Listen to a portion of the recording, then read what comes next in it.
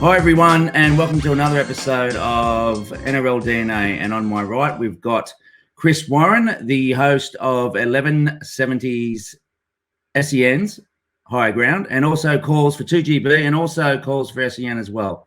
And so, as you know, he's like his old man. He calls rugby league and does it very well, in my opinion. So we've got three topics today to get through, Chris. So the first one I wanted to do is talk about what's happening at the Cowboys. And what we'll do is I'll show you a clip in a minute, but I just want to get your first takes on the new coach, how they're playing. What do you think?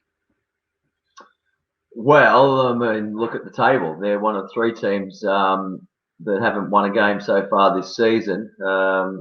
Tough start to the season out there at Penrith. They were then rolled by the Dragons, and then they were blown off the park last weekend by the Titans, who put 40 odd points on them. So it's not really a case of what I think. It's a case of what's happening there. They're going like bastards, and now without Michael Morgan, and is that going to be? Have we seen the last of Michael Morgan?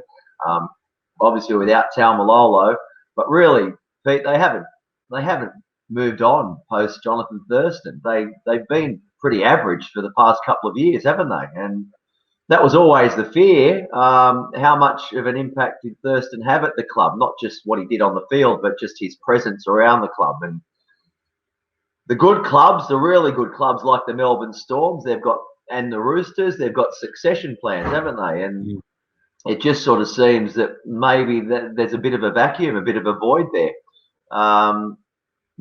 Jake Clifford, he's moving on next year as well. They needed to find someone or groom someone for that long-term number 7 spot, and that seems to be their problem. But whether it's an attitude thing with the new coach there, I mean, he's blown up a few times.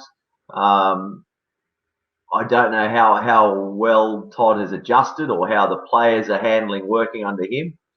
So there's a few things all happening at once. It's a bit of a perfect storm, isn't it, for the Cowboys? But at the moment, I can't really see any way out of it. I think it's going to be a really long season for them.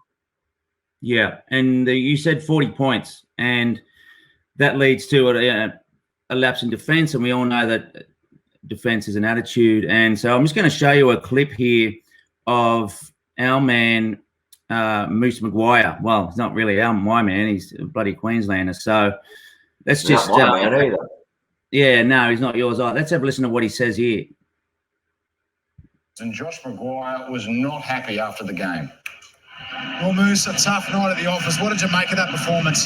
He's a pirate. We just have a soft underbelly at the moment. We just have no steel under tough circumstances. We just fold, and it's become an embarrassing, mate. It is, and there's glimpses of some attacking footy there, but then you just undo it all with just poor effort. It's frustrating, mate. It's so frustrating, and it's all right. I think we get the gist of what. Yeah.